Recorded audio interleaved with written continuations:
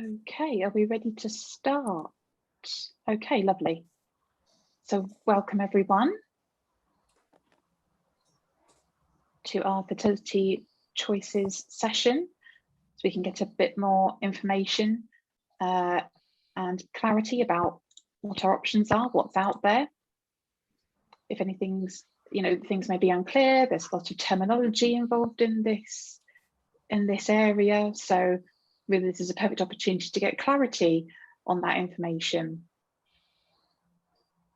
So we'll go through, before we start, we will, just to let you know, we are recording this session so that we can use it as a resource on Deaf Rainbow for people who couldn't attend to the session live today, just so that it's available if and when people need that information. So we will be posting the session on the Deaf Rainbow website after the recording's finished.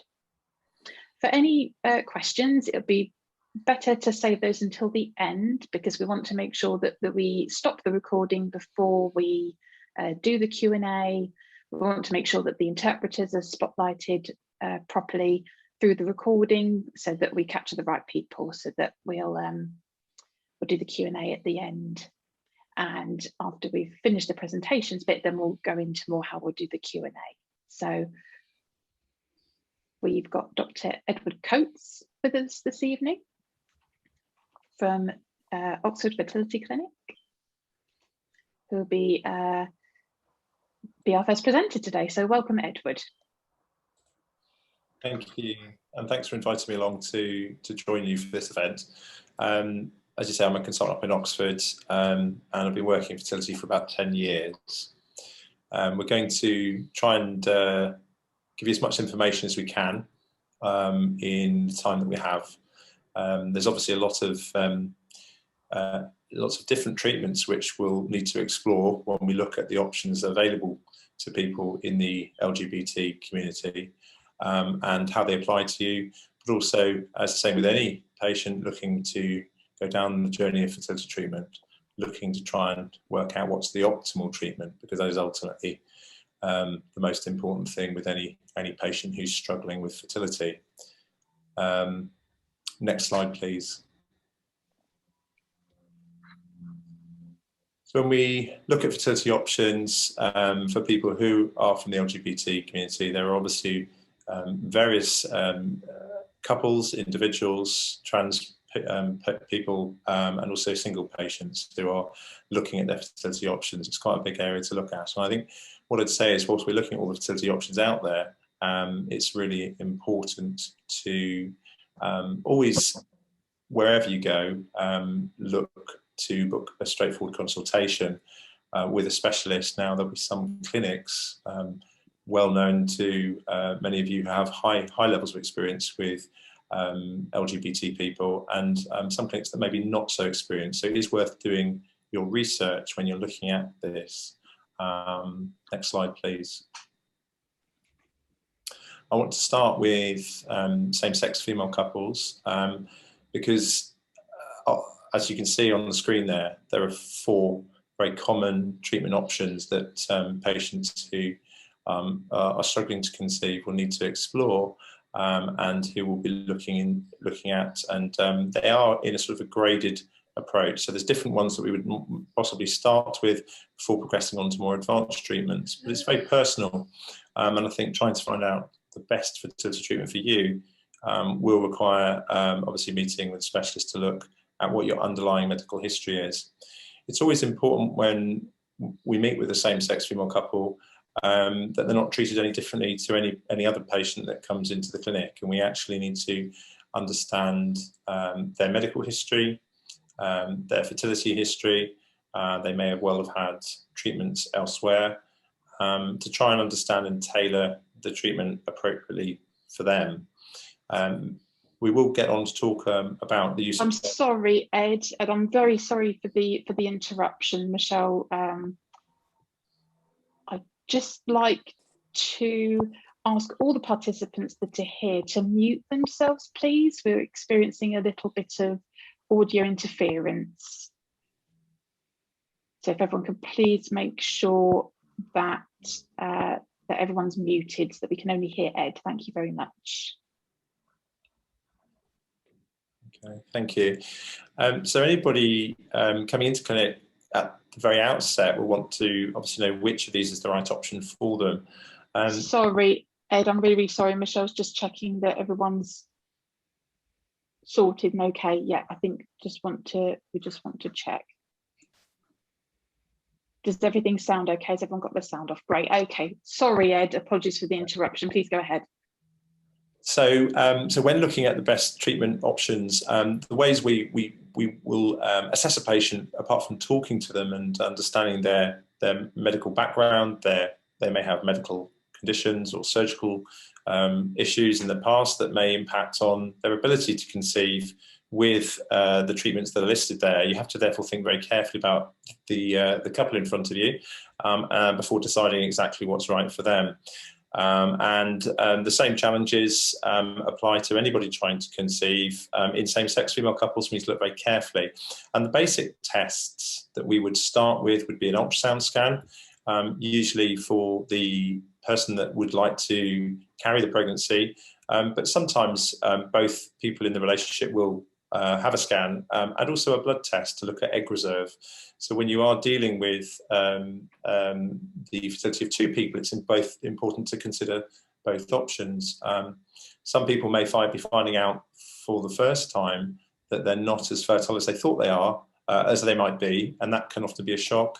And so these tests are really important. So a medical consultation with a specialist nurse or a specialist consultant like myself, and some baseline investigations.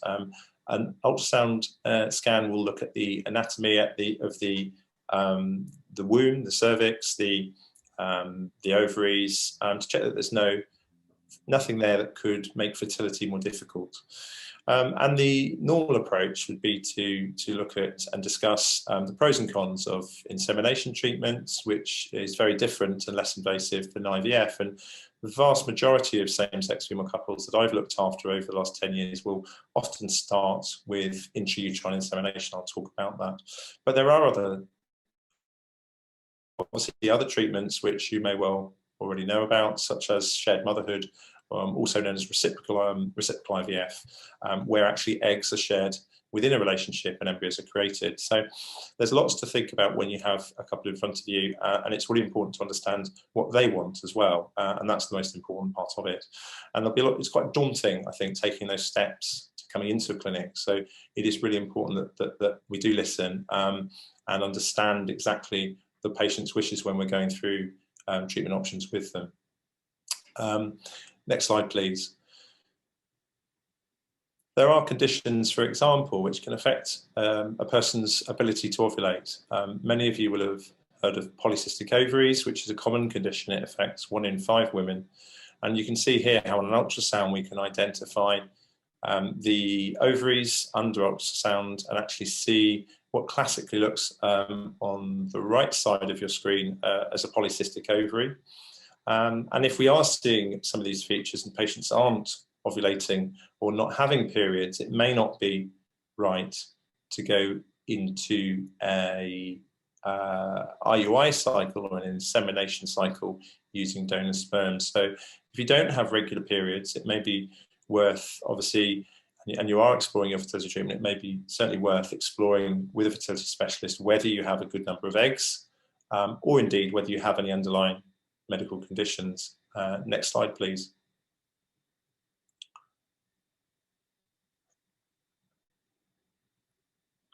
I've got captions. I've got a settings bar over the screen. I don't know if everyone else can see that. Can we remove that? Thanks. Okay.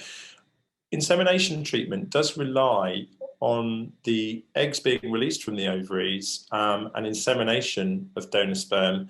And for that reason, you need the fallopian tubes to work. So what you can see here, if we can play this clip to the right side of the screen, there's a video here of a test to check your tubes. This is an X-ray taken of dye being injected inside the womb, and this is just one way. Is everything okay? I'm seeing a message from Sophie Smith.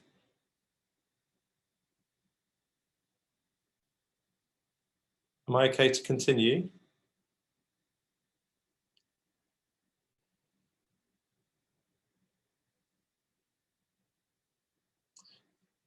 Are you able to play the video?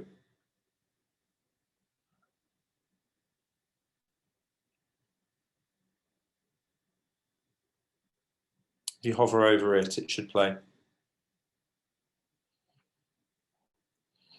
So this is an X-ray being taken off the pelvis and dye being injected into the womb, and then radio-opaque dye showing us the tubes and the outline of the womb. And these tests don't have to be performed by X-ray. They can be performed by ultrasound in some specialist clinics. But certainly if you're going to go down the route of insemination treatment, it's important to know that your fallopian tubes are working. Next slide, please.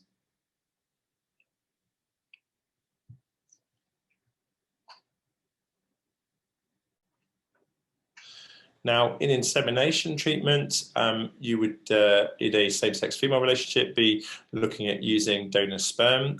Sperm that is from donors tends to have been highly selected and screened before the process of patients being matched to a donor and patients choosing donor sperm, and we'll get onto that a little bit later. But a high count of sperm is obviously required to be undertaking IUI. What would normally occur is in someone that has regular cycles, you would have a discussion with them about whether we might inseminate sperm at the correct time in their menstrual cycle with sperm that's from the donor in a natural cycle. But you might also use medication to try and boost ovulation. So we talked briefly there about patients who don't have regular cycles.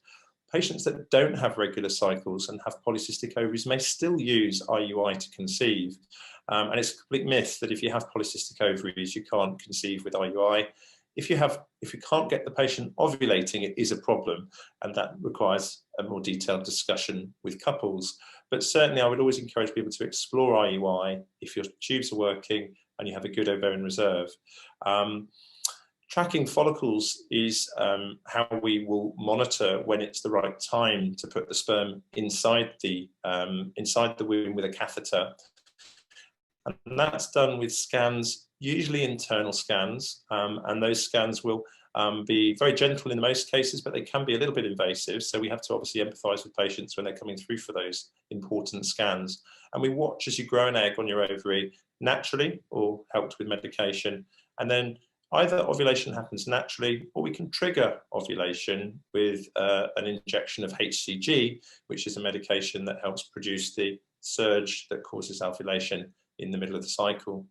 So there are several ways to get the potential future mother to ovulate so that we can inseminate at the correct time. Now, I'm being very conservative with success rates. I think in good clinics, you'll see upwards of probably around about 15% success rates. But on average, you need to be looking at clinics that are going to offer you at least a 10% chance of success. And that's of a clinical pregnancy. So that's seeing a baby's heartbeat on the screen as a result of your cycle. Next slide, please. Now, IVF is a lot more involved. IVF involves taking eggs out of the body and using sperm to create embryos in a laboratory. So this is very much more invasive than IUI, and it may be a treatment you have to go to immediately if you have blocked tubes, or if you're not able to ovulate, or potentially if you're looking at something like shared motherhood, where two female partners will share eggs within a relationship. So it's a really nice way to create a family. And for me, over all the years of doing this, I think it's one of the most, one of the most bonding types of treatment I've seen LGBT couples go through. It seems to sort of complete the circle. And I think having a biological egg from your partner and creating an embryo and then replacing the embryo into your partner in a planned IVF cycle is a really nice way to try and start a family. But this may not be your first route, and it tends to be something that patients get to often when other more straightforward treatments possibly haven't worked. But just going through the phases of an IVF cycle, you can see the first phase switch off the brain's natural drive to release an egg. And you can see on that's the first step, and we call that downregulation. The brain is producing hormones which tell your ovaries to produce an egg each month. And we need to switch that process off so that we can then give artificial medicines, which will essentially drive ovarian development and follicular development in the ovary. So FSH is the hormone that the pituitary gland in the middle of the brain releases to cause the ovaries to recruit an egg each month. But in an IVF cycle, we're trying to give patients a very much higher level of this medicine, and we do that through a series of injections to stimulate the ovaries. And you can see on the bottom of your screen, on the left there, under stimulation, a picture of an ovary growing in size and lots of follicles developing in the ovary. When the ovaries reach a certain size and the follicles reach a certain size through ultrasound scans, we then trigger ovulation, and you stop taking the medication which you have been taking, and then you come through to theatre to have your eggs collected and harvested. Now that's done with an intravenous sedation process. So you have a line placed in the back of the hand where some medicines are given to you to kill pain and to put you off to sleep. And over about 20 minutes, your eggs will be collected. And the diagram there shows a picture of someone performing an ultrasound scan and a needle popping into each follicle in the ovary to drain the fluid out. And then the eggs are collected, and then the process of IVF or ICSI, which you see on there, will depend on many factors. Now, whenever I talk to patients about IVF and IVF cycles, I always warn them that even using donor sperm, there is always a possibility that you may require the specialist technique of ICSI to fertilize the eggs. You can see a picture there of an egg being surrounded by sperm to hopefully fertilize naturally. This is what we know as conventional IVF. And then you have ICSI. And if we go to the next slide, hopefully I can show you a picture of what that looks like in the lab. Next slide, please. Well, before we get to that, I'm actually going to show you a video of egg collection. Apologies, I'd forgotten I'd put that there. If we can play that video, this will show you a ultrasound guided egg collection. So while you're asleep, you will see the doctors doing this will look at your ovaries, but what they do is they place a needle through the top of the vagina into each follicle, and you can see that draining the fluid from the ovaries. You won't know anything about this because you'll be fast asleep. So most patients will wake up a little bit sore having had their eggs harvested. Next slide, please.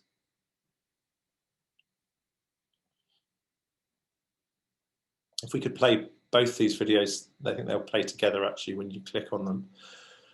On the left-hand side of your screen, you've got normal sperm. This is what we see down the microscope. Or if we could just go back, yeah, just have to hover over the videos. They do play, you just have to hover over and touch the arrow at the bottom left. That's it, and the right as well. If you play the other one on the right-hand side, it should work too. So this is normal sperm down the microscope, a highly motile sample. These are the sorts of sperm that we would definitely not do ICSI with because they're swimming really well, they're progressing well, and we have quite strict guidelines around when we would infuse, when we'll need to do ICSI or not. If we could play the ICSI video, please. Again, if you hover over the bottom left, it should play. That's it. Yeah, brilliant. Thank you. So ICSI is a technique where under very, very high definition, an egg is held on top of a micropipette, and the sperm is injected inside the cytoplasm of the egg under high magnification. So that's why it's called intracytoplasmic sperm injection, ICSI. And this is a technique which has changed the ability for couples to conceive. It sort of came around in the 90s, and it's just transformed the ability for people who have a problem with sperm to conceive. So you may require this, particularly getting on to not just same-sex female couples, but also looking at perhaps gay male couples who may be looking at surrogacy and using their own sperm. There may not be always completely normal sperm, so this technique may be relevant to you. Next slide, please. Now in the laboratory, if we could play the two videos again, on the left-hand side, we've got a picture of normal conventional IVF going on. This is a picture of an egg. And if we can just play that video, you can see there under high magnification, a sperm breaking through at the bottom of the screen into the egg, into the cytoplasm, or the jelly of the egg. And you'll begin to see two little circles appear. This is a normally fertilizing egg. And this is what we like to see when we do our fertilization checks. And this is around about 22 hours in, an egg will divide into a 2-cell embryo. Now, if we play the video on the right-hand side, the 2-cell embryo will usually divide into a 4-cell embryo, or if we could just go back, please, a moment.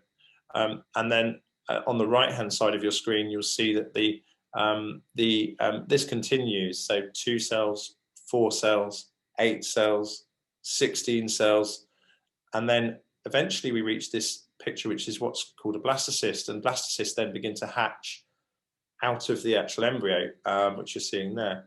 So this is all going on in the laboratory with your eggs and your donor sperm. If you're in a same-sex female relationship, if you're in a obviously going through surrogacy, you may be using straight donor eggs from a straight surrogate or host surrogacy. So we'll get on to talk a little bit about that as well.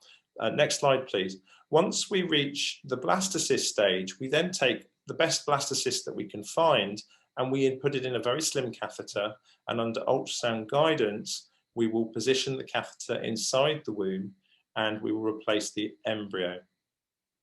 So if you watch very carefully, the vast majority of clinics will undertake IVF and embryo transfer with ultrasound guidance like this. We certainly do that here in Oxford, and the vast majority of clinics do that, but not all clinics do. And you should see a small flash at the end of the catheter, which is the embryo being placed back where it should be, which is in the womb, to hopefully then go on and implant. There you go. You can just see that very small white spot that formed on the screen there. That's the embryo and the little bubbles coming out at the end of the catheter. Next slide, please.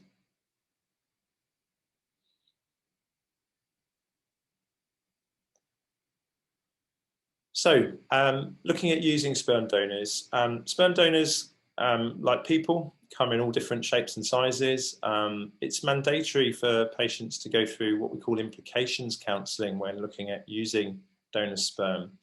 The reasons for that are obviously the important implications to understand around the legal aspects of using sperm donors in the UK. So there is several steps that a couple will need to go through when looking and trying to get to the point of choosing their sperm donor. So the counselling stage is really important to talk about the important legal aspects of using sperm donation. Sperm donation in licensed UK clinics means that the sperm donor has no legal rights to the child. It is anonymous, but the details of the sperm donor will be registered and held with the HFEA, our regulator. And a child born as a result of the donor gametes in an IVF cycle will be entitled to some information at the age of 16, and then at the age of 18, they'll be able to retrieve information about the sperm donor if they so wish. And so part of the counselling involves discussing those important decisions about how you may tell a child that information, and it's important to just have a plan and some agreed understanding on what the issues may be for you going forwards. Now, finding donors, some couples will want to use a known donor. Known donation is very popular as well, especially amongst the LGBT community. I've found over the years, and I find, and it doesn't always have to be. It isn't necessarily quicker, but it certainly is easy enough to do. But essentially, the same process which sperm donors go through, we require a known donor to go through too, in terms of having screening donors for infectious disease. So all donors will be screened for HIV, hepatitis B, hepatitis C, syphilis, gonorrhea, chlamydia, And that would be the case whether you're using a known donor or an anonymous donor. And those patients that are anonymous donors will have already been through the process. So it can be a little faster, in fact.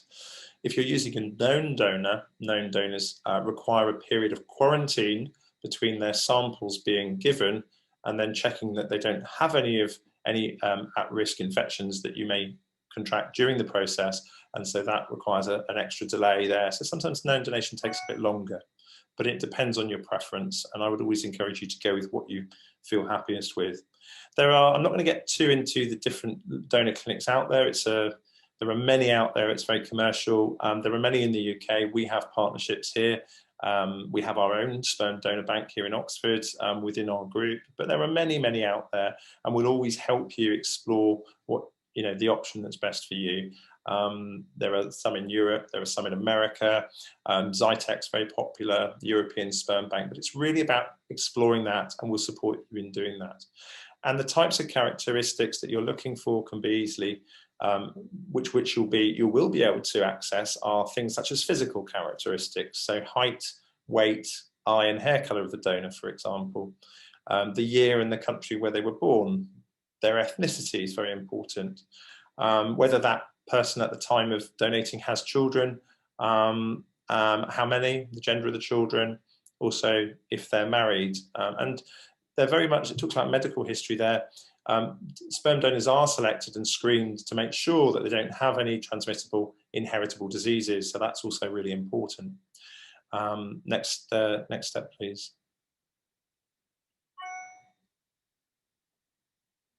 Next slide, please.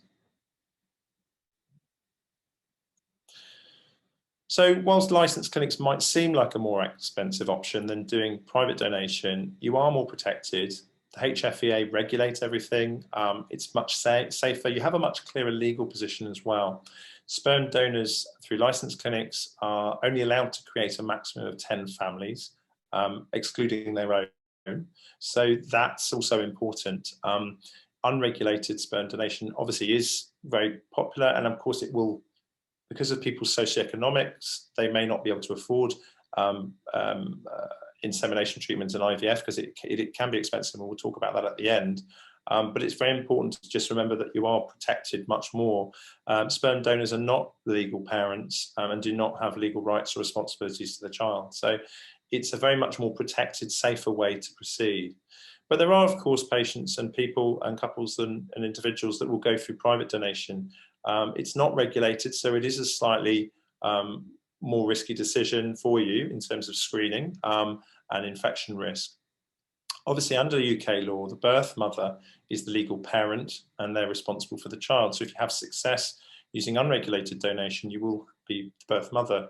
But if the birth mother is single, or married or in a civil partnership, the sperm donor may be the legal father with parental and financial responsibility. So there are other important considerations with regards to your own individual, I guess, relationship status, which will impact potentially on where you stand legally with regards to the outcome of the treatment that you may do. So that doesn't obviously happen with licensed regulated treatment cycles, but obviously private donation is much more popular in some areas because it's a lot cheaper and much more accessible. But I would just urge caution, and I think as a clinician, obviously I would encourage you to think about licensed clinics. Next slide, please.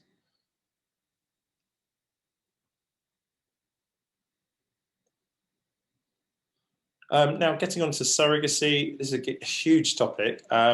To talk about it extensively really wouldn't do this presentation justice, but I just wanted to sort of touch on some of the important things that are out there for people who may be approaching surrogacy or looking into it. So there's two different types of surrogacy. So the most popular and probably the most common type of surrogacy, which we will undergo in the clinic, is when, it can apply to heterosexual couples as well as it can to male same-sex couples, and also people who are in trans relationships, trans people who have maybe in a same-sex male couple situation with somebody who may be cis-trans or trans male as a result of their treatment. They may be not in a position because of surgery, for example, to have to be able to carry a pregnancy, and so they may want to explore surrogacy as well. It's a really big subject, and I think as a clinic we're not allowed to find patients surrogates. A surrogate is someone who will carry a baby for a couple. It's an incredibly wonderful gesture. And there are many people out there who will do it. There are some wonderful agencies out there, and I've listed a few, who will be able to guide you around the important areas there. And I've highlighted some of them just on the bottom of the screen, which we're going to go on to look at briefly. There are many legal implications around surrogacy. The most important thing, obviously, to say is the legal, how the law views surrogacy in the UK. It is entirely legal to do, but there is a we can't as a clinic find you a surrogate, and the law doesn't allow.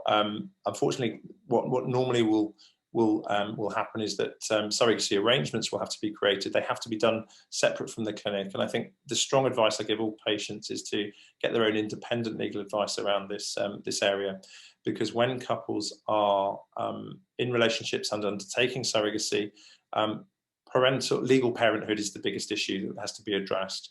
A lot of counselling and support is required to make sure that patients who go on the journey of surrogacy are well supported throughout, and that's not always easy because it can take a very long time, very much longer than other more straightforward fertility treatments.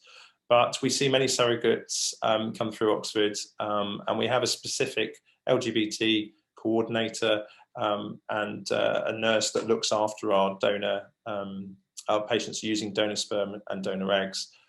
Steph's great, and she really allows our patients to have really good support throughout this process, because the consenting process is more involved. But there's a few agencies there to look at as a starting point. I'd always encourage you to do that first. Next slide, please. What are the issues around surrogacy? Well, obviously, in the eyes of the UK law, a surrogate that gives birth to a child, so the birth mother, is the legal parent. And so, and if they're married, so commonly surrogates may have had their own children. I'd say that's more common than not, but not always. A surrogate will, if she's married, her and her husband will be the legal parent in UK law of the child that's born. If the biological eggs have come from the intended parent, or indeed the donor sperm has come from the intended parents, they won't be necessarily the legal parent. Again, that depends on the status of the surrogate. If the surrogate isn't married, that as I said earlier, that will be different. So the intended parents, when the child is born, must within 6 months of the birth apply to become legal parents, and that's called applying through the courts for a parental order.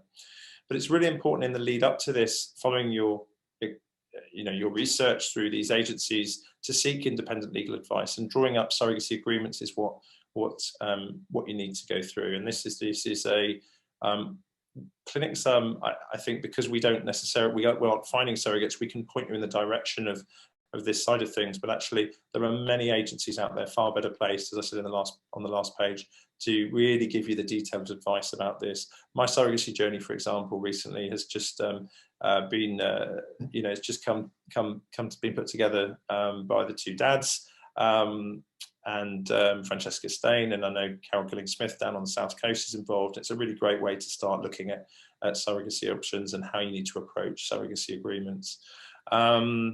Unfortunately, surrogacy agreements aren't legally binding. They can't be enforced under UK law, and lawyers also can't be charging you for creating them, which is of interest. But they help you address all of the issues that might crop up, not just through your fertility treatment, but also in a pregnancy, and right up to the point of parental orders.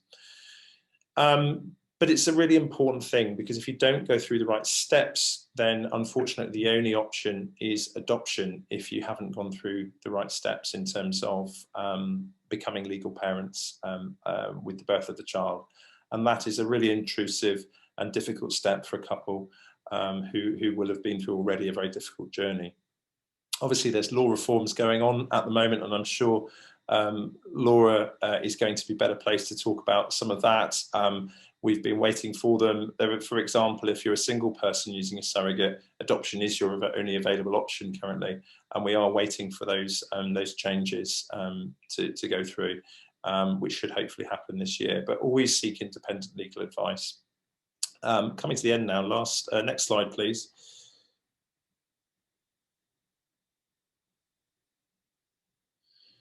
I've done a little bit here, I think, for trans men, looking at their treatment options. Primarily, we do a lot of cryopreservation treatment with people who are on their transitioning journey. I think it's really important to say, if you are a trans man who may not be that far into your journey, there is NHS funding for cryopreservation. The problem with the current system in the UK is that the journey to get to that point of being eligible for funding is quite long. There's almost a 3-year wait in the UK currently to be seen in a gender identity clinic, and that is required before funding is approved. But as for any patient, again, it's really important when approaching a trans patient to look at their full medical history and fully assess them. And that will be looking for trans men at their egg reserve, scanning them with an ultrasound, and that can be quite intrusive.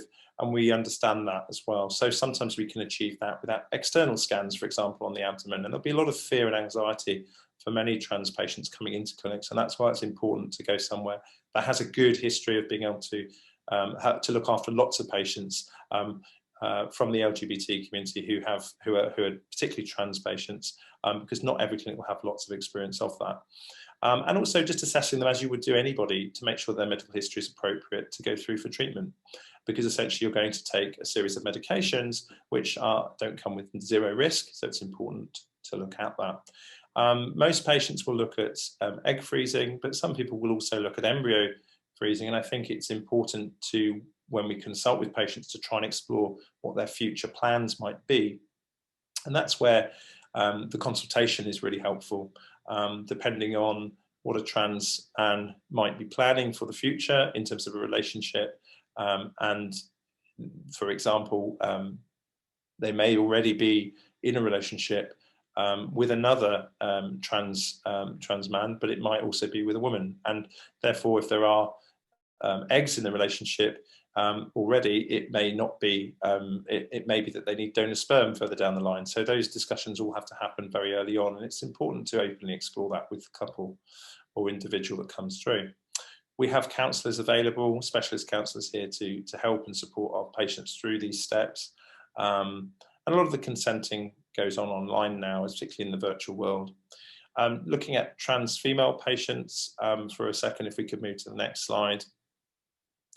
I think the thing to say about the transitioning journey is it can be quite drawn out and quite long and quite hard for patients, because the results are not always easy, and we often sometimes see patients who've already started the medical transitioning process, and that may have happened either through private clinics or online. Patients may start taking estrogen ahead of this sort of the formal process maybe that goes on in the gender identity clinics because of the long waits.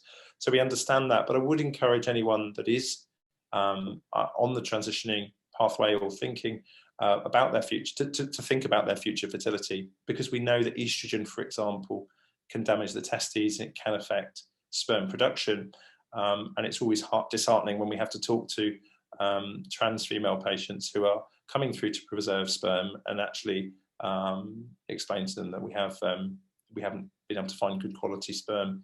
Whilst there's good evidence that you can still take estrogen therapy and still have reasonable quality sperm, it's not 100% definite. So I think I'd always encourage you to explore your fertility first. Again, our LGBT nurse coordinator will be able to guide our trans patients about their treatment options and ensure that they have all the right tests and support going through to sperm freezing. And obviously accessing NHS funding it's important to explore that as well, because these treatments can be quite expensive. Next slide, please. Now we're coming on to the end. I've probably taken up too much time. I just want to touch on co-parenting. I've certainly over the years, I think, seen it more with LGBT people, and co-parenting is really as it says at the top there, two people not in an enduring relationship, but they agree to raise a child together. Now, it may be that it's single people wanting to share parenthood with friends or a known donor. It can also be LGBT people not wanting to use a surrogate, and that's another area where people will often look at co-parenting as an option. Now, but we've also got to also remember with co-parents, we must never forget the full fertility assessment of a couple, an individual, because assuming fertility is always it can trip you up. I think clinics are slowly getting better here, but my experience of this is that we're all quite new to it, and it's a more recent thing, co-parenting, and the law certainly is less clear here. And I think I'd always advise a patient, because I'm not a lawyer, to look very carefully and always get independent legal advice around co-parenting. We would always advise co-parents to be treated as donors and screen them very thoroughly. There's obviously plenty of counselling, and it's also about considering all your options again as co-parents. You don't instantly have to go for IVF. IUI might well achieve the outcome you need as a co-parent, and I always like to start with less is more, so simple treatments often can sometimes get people across the line a lot quicker. But often people coming to us will have drawn up co-parenting agreements, and also it's really important that those co-parents look at legal parenthood, depending on who's involved, because legally a child can only have two parents, but you can have extra parents involved with parental responsibility in the UK, and that's where that side of it comes in. So there's quite a lot of areas we've looked at here. Hopefully I've given you an overview of the common sort of treatments that you may go through with fertility treatments. It's the same for anybody. IVF and ICSI and IUI tend to be very common treatments. They apply to LGBT people in the same way they apply to non-LGBT people. So we don't treat anyone differently. People need a lot of support, I think, to make sure that they're making the right decisions, and making sure that they don't feel any different to anyone else coming through the clinic. So that's really important too. I think I might have come to the end, or I'm not entirely sure if I have. I certainly think I've had a lot of the airwaves here, so I should probably hand over to Laura. Can I just check the end slide? I think that is the end. But I hope you found that helpful. I'm happy to try and answer any questions around fertility treatment towards the end. Yes, I had updated that slide. That was on costs. I mean, costs are so difficult to give you. I'm the co-founder of Total Fertility, which is a website which looks at costs across clinics. But these are our clinic costs here in Oxford. Clinics really vary. Surrogacy can be upwards of £10,000 to £15,000. You've got lots of additional costs to consider, but always explore your costs clearly. And there currently is it's really important. The HFEA and the CMA, the Competition and Marketing Authority, are really clear that clinics should be transparent with patients about what costs are and what success rates are. So I'll stop talking, and I'll hand over to, I think it's Laura who's speaking next from the LGBT Mummies Tribe. Thank you very much, Ed, and just a reminder to pin the correct interpreter to make sure that everyone can see the right interpreter, and also we've got captions available if anyone needs them, so please just click the closed caption button at the bottom if you'd like to see subtitles. So we will come to Q&A later. Thank you, Ed. There may be some questions.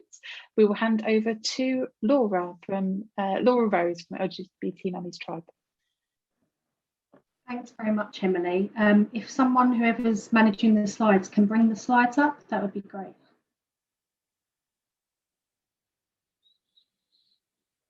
Thank you. If you can go to the next slide. You ready?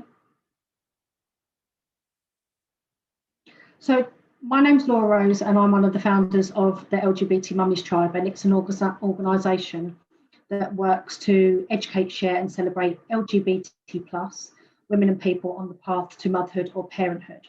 So this is just a little bit of an introduction on who we are.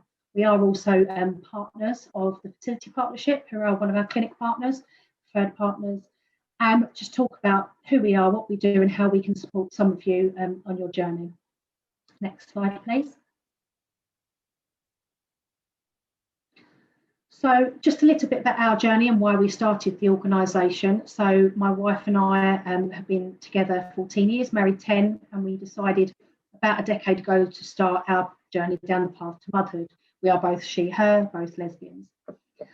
So at the time there was no community to ask for advice or guidance, and we kind of just had to stumble through it really. So we looked at clinics, we found a London clinic, and we found a sperm bank in America called Zytec that Ed mentioned earlier, and we went for an open disclosure donor. Open disclosure means basically when the child reaches 16 they get limited information regarding the donor, and when they reach 18 they can find out who he is, and he can either decline contact or he can accept contact. So our donor actually accepts contact. If our children decide they want to speak to him or meet him, in fact, he is happy to do so. We felt that was really important to give our children that opportunity because it is their story, their journey, their experience. So we ordered at the time 7 vials and then another 7 vials, which is financially crippling, as many people will understand when they start their path to parenthood, but we did what we could and we saved. So we chose a donor who was based on physical, emotional and personality traits. So one that had similar colouring to my wife, but who also had personality traits of both of us, which we found was really important. So one that was like musical, a bit like me, theatrical, because I had that background from when I was younger, and one that was sporty like my wife, and one that had really good family values, etc. And you get a lot of information with the worldwide banks, which is really great, baby images, adult images, etc. And that was really important for us, that we had in-depth detail about genetic testing, his immediate family, his extended family, how they died, all the way down to what cancers they had, etc. It was really important we had as much information as possible. So our first child, my wife carried, so she's the biological mother or parent, and we chose to go down the route of IUI. She did have PCOS quite severe and was told that she would never have children by the NHS at a young age. However, after testing at our clinic, they said it was fine, she would get pregnant, but it may take some time. And we had 3 rounds of IUI, some medicated with tablets, Clomid, some with injections, that failed. On the 4th, she got pregnant, and sadly we miscarried and lost the baby at the end of the first trimester. And then we got our positive on our 5th cycle, and we had our daughter. It's the picture on the right hand side at the top. So that was absolutely amazing. We then decided a few years later to go down the route of IUI again with myself carrying, and I appeared relatively fertile and was really fortunate that I fell pregnant 2nd time, natural cycle, IUI, no medication other than a trigger shot to release the egg, which was amazing. And then just before the pandemic hit, we decided to start our family, create our family bigger, start again, and I had 3 attempts of IUI, which failed, which was a bit shocked. So we went for further testing to find out that I had secondary infertility. So I had a severe diminished ovarian reserve, which is my egg reserve, how many eggs you have, and they had diminished by half at the age of 33. So something like Ed said, I'd always stress to really go and get your fertility checked out, because it doesn't matter what age you are, it can affect you at any given point. So then we moved to IVF, lockdown hit, so our treatment was cancelled. And then when our clinic opened again, I had a round of IVF where they collected the eggs, transferred them, and it failed again, which we just weren't prepared for emotionally, psychologically. And then we went for a frozen transfer, made a few changes, added acupuncture in, an endometrial scratch, which was a procedure that could have helped. And I'm currently 38 weeks pregnant, about to drop, with our 3rd child. And we're really, really fortunate, and we really understand how lucky we are. So that's just a little bit about us, our journey, and it just explains to you why we started the organisation, because we felt that we had no support, no community at the time. So that's a bit about us. Next slide, please. So we started the organisation to educate, share and celebrate LGBT+ women and people on the path to motherhood or parenthood, because that was our lived experience. So we provide support groups, information, guidance, and connect you to organisations like the Fertility Partnership, like people like Ed, that can support you on your journey, sperm banks. And we also work with charitable organisations like Tommy's, the Miscarriage Association, Ectopic Pregnancy Trust, all these organisations that can support you on your journey, or if you're having a difficult time, and they can provide further medical and professional assistance that obviously we cannot. We are really passionate about making change for LGBT plus families, and we're currently in talks with the government. We work directly with the NHS as part of their maternity transformation programme for better births, and we work with other organisations like the Royal College of Midwives, Royal College of Obstetricians and Gynecologists, and other governing bodies to create real positive policy change for LGBT plus people and their families. Next slide, please. So we started back in 2018 and we've grown quite rapidly. So we support around 35,000 women and people worldwide. And it's whether it's our social channels, whether you need support in our private support groups, which are online through Instagram or Facebook, whether you need support over message, email, however you need that support, we are there to give you the guidance and connect you on your path to parenthood. We also hold UK meets where people can come together to meet other families, and we work with organisations like the Fertility Partnership who actually understand, educate themselves and get how to support the LGBT plus community in a better way, and they want to improve the support for us. Next slide, please. Oh, if you can go back. And back again, sorry. I think there was a few missed. That way. And back again. That's it, perfect, thank you. So this is just to give you an idea of the organisations we work with and the people that are actually really active and passionate about working and supporting directly the LGBT plus community in a better way. So they're looking at their language, they're looking at their marketing, they're looking at their imagery to make sure that people like you and I are visible, we're not invisible. And that's the thing, LGBT plus families tend to pop up during Pride, during certain times of year, where brands want to support us. However, these brands specifically and organisations really want to get behind you, support you on your journey and support you as you grow your family. So they are the organisations. So if you have any questions about clinics, sperm banks or other organisations to support you through difficult times or your path to parenthood, we work with all of these organisations, and specifically within the NHS, we are working directly with them to improve policies. We're working directly with them with local CCGs, which are clinical commissioning groups, to look at their fertility policies, to get those changed to be more inclusive for LGBT plus people. Next slide, please. Just to give you an idea of the support groups we have, these are the support groups we run. I won't run through all of them just because I'm conscious of time. Anything from trying to conceive, transparent, non-bio mama and parent. We look at all aspects of any path to parenthood. So if there's a support group there that you wish to join or feel that is right for you, and you can join multiple ones, it's all online, it's all over message, and it's really accessible for everyone. So you're more than welcome to join. Next slide, please. This is just some detail about our UK meets. You can meet other people that are starting their journey, that haven't yet started, that just want to meet other people with lived experience. You can meet others that already have families. You can ask for support and guidance and meet with us and our team and our mentors. And you can find organisations and resources to support your journey. And you can meet a wider community of families. We have people coming from all over the country, all over the UK. We're hoping to expand to other countries, but again, that takes time and funding. Next slide, please. So just to recap our services and how we can help and benefit you on your path to parenthood, it's a global community of people. So we educate, share, and we celebrate. We celebrate all the milestones, whether it be your adoption panel coming and confirming your due date for your adoption, whether it's a pregnancy positive, whether it's talking about, stigma regarding miscarriage or difficult parts of your journey as well. We want to support you through all of that. You can meet other families worldwide, attend our events, attend our private support groups, and ask for different support and guidance in regards to all your path to parenthood options.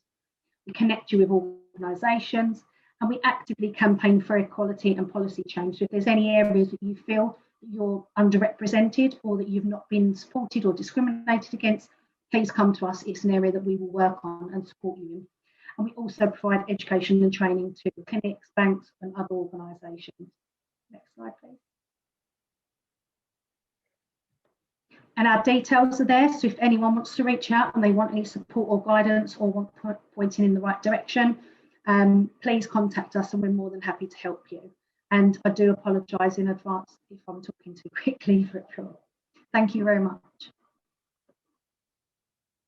Thank you. Fantastic, Laura Rose. Thank you very much. Very interesting. And clearly there's plenty of support out there available. So make sure that we share those resources with others too. We'd like to invite Layla to join us now to talk about her personal experiences. So over to you, Layla. Hello everybody. I don't have a slide or anything as such, so thank you, Ed, for talking about all the different options that are available. I found that really interesting. And Laura Rose, thank you as well for talking about the LGBT Mummies Tribe. Really fantastic information, so thank you. So me and my partner, we're a lesbian couple, and when we got together, we talked about what our options would be in order to have our own family, and we realised that it's such a massive topic and that there isn't an awful lot of information out there. So we hours researching, and we found it really quite overwhelming. So we did find LGBT Mummies Tribe back then. I think it was about 5 years ago. So a fantastic resource for information. Thank you. It's been really helpful. So yeah, we spent ages researching what our options could be, IVF, IUI, etc., and really deliberating which would be the most suitable for our needs and our wishes. So we started on an IVF journey because you know, my experience growing up, seeing my mum go through lots of pain and suffering due to miscarriages, I wanted to ensure I had the highest chance possible, really, of a successful pregnancy. I felt that you know, that IVF might be the best chance to do that, and I know that obviously everyone's experience and choices are their own.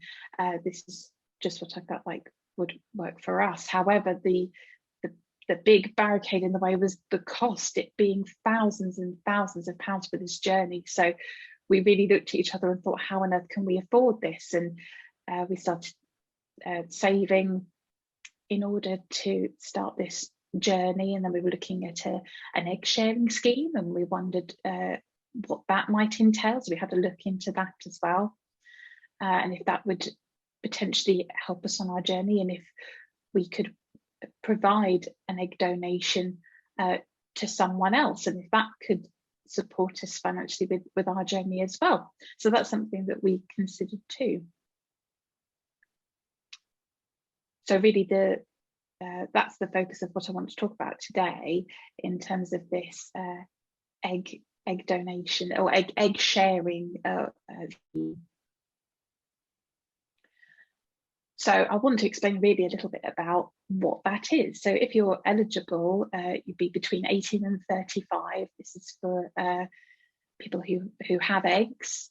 Really, they collect the eggs and then provide them to people who maybe are struggling to become pregnant themselves. Maybe their egg count isn't quite high enough, or any other number of reasons why pregnancy wouldn't be possible with their own eggs. So we decided that we would want to provide eggs via the egg sharing scheme in order to help pay for the cost of our IVF and also help another family in the process.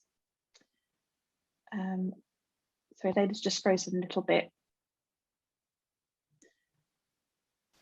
So to check if I'm eligible, to check if we were eligible to be part of the egg sharing scheme, it would look at the quality of of eggs, genetic testing, and really checking the history of genetics. There were lots of things to tick, as it were, maybe checking if you have diabetes, you might not be eligible to be able to provide an egg. Muscular dystrophy, for example, any other conditions like that, cerebral palsy, if there's a history of that in the family, then that can affect your eligibility to be able to donate to the egg service, so the egg scheme. So after going through those checks, there was obviously a question about deafness, and if deafness was part of the criteria, and if it was genetic. So that was something that was checked as well. So we went back to our GP to look if my deafness was genetic. Apparently not. So there was no kind of deaf gene visible in the testing, so that wouldn't affect the egg donation either. So we got through all the checks absolutely fine. So following that, we were happy with our clinic and happy with everything going ahead. So the people that we provided the egg to were happy as well. Happy as well that, as being from a BAME background, to have a matching egg. It can be a really long wait for people from BAME backgrounds to actually find donations that are suitable for them. There are very, very few of us in the UK that do it.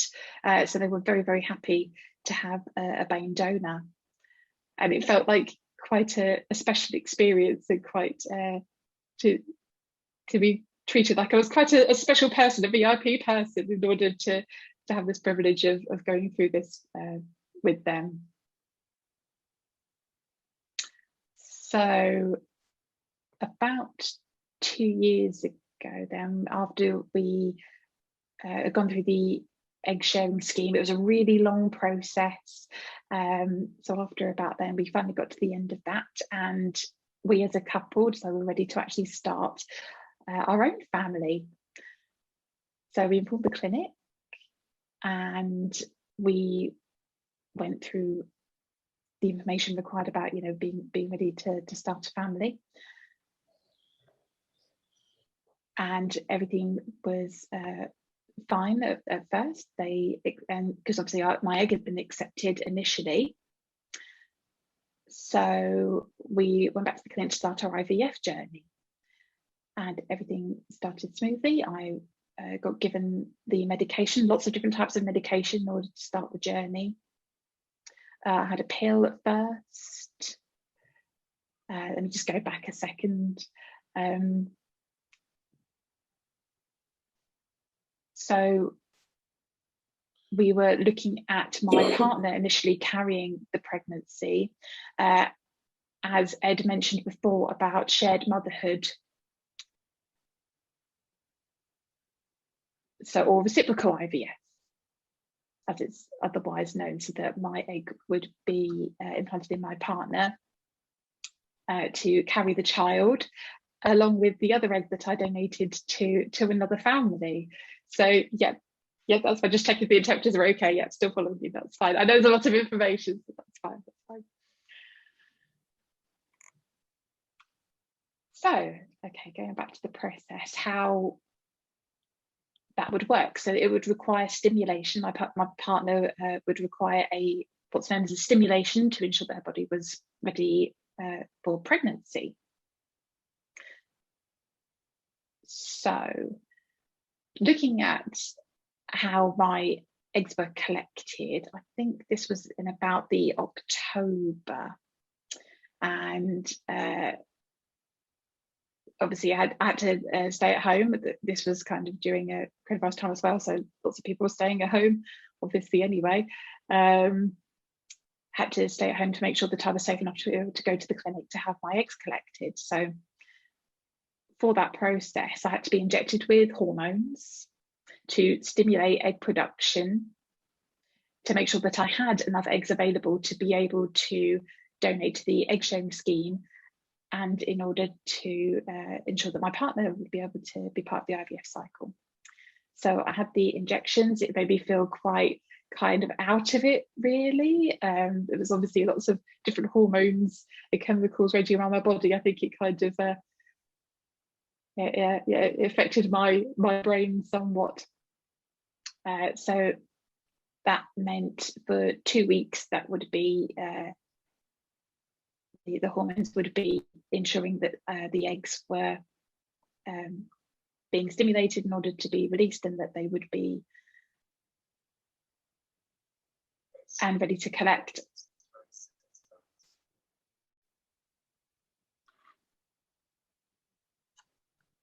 So then we'd have to go back every 3 days to check to make sure that the eggs were ready to collect.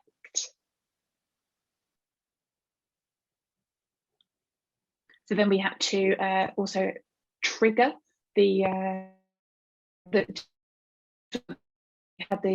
correct timing that the eggs were ready to be collected,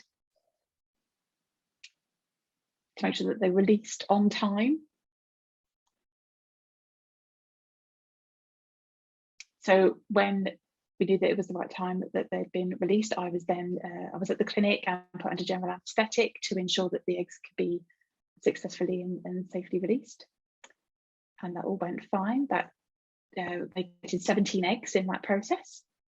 So half of them were saved for my partner for her IVF cycle, and half were given to the egg shedding scheme.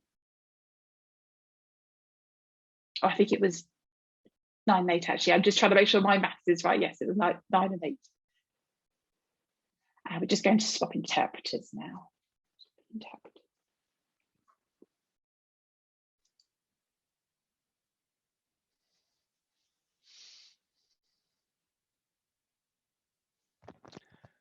One egg wasn't mature, so that wasn't ready, so that was reduced. So there was 8 after that.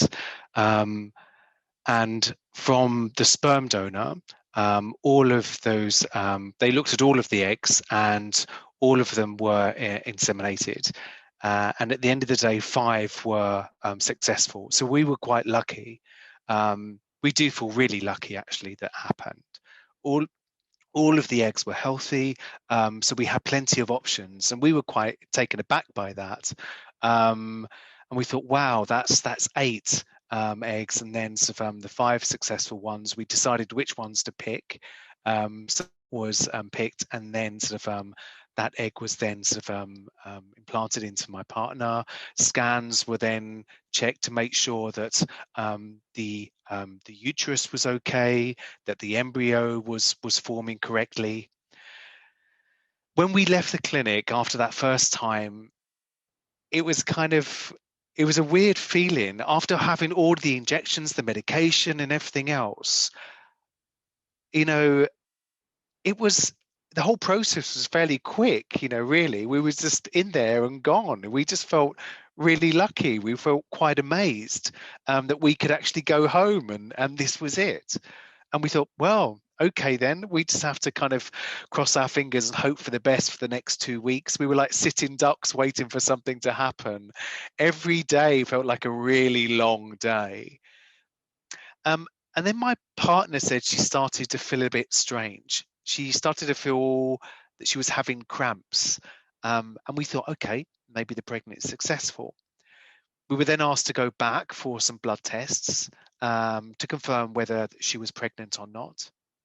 We went back to the clinic and they told us that we were pregnant, and that was confirmed. And she's 32 weeks pregnant now, and she's due on July the 19th. So we're both really, really excited. It's been an incredible journey. So much has happened over this journey. But what I would like to say is that the egg sharing scheme, I think the total cost to us was about £1,500 altogether. For the drugs, for the medication, for the various scans that we needed. But I didn't pay so much because I was sharing my eggs. So my eggs were donated in that scheme. And there are a number of clinics around the country that encourage women like me to donate their eggs under schemes like this. It's kind of an initiative that's taking place. I'm sorry, I couldn't spell initiative, but yeah, but that's what I meant. So you can donate your eggs on schemes like this. I think it's a really good way if you really want to help other people, and also to be mindful of cost too. It's not suitable for everybody, and it is down to preference and personal choice. But also, I also know that in the future I may be contacted by a child to say, oh, you know, you're my kind of biological mother, so to speak. Some people may not want that, and so for me, I'm okay with that. But we, as a couple, felt it was the right choice for us. When we have another child in the future, we may go down a different route. But hopefully we need to save a bit more money before we get to that next child. So I hope you've enjoyed listening today, and please feel free to ask me any questions. And thank you for watching and listening. Thank you, Lila. That's really interesting. I'm just going to stop recording now. So I'm going to explain how we're going to run the Q&A session. So just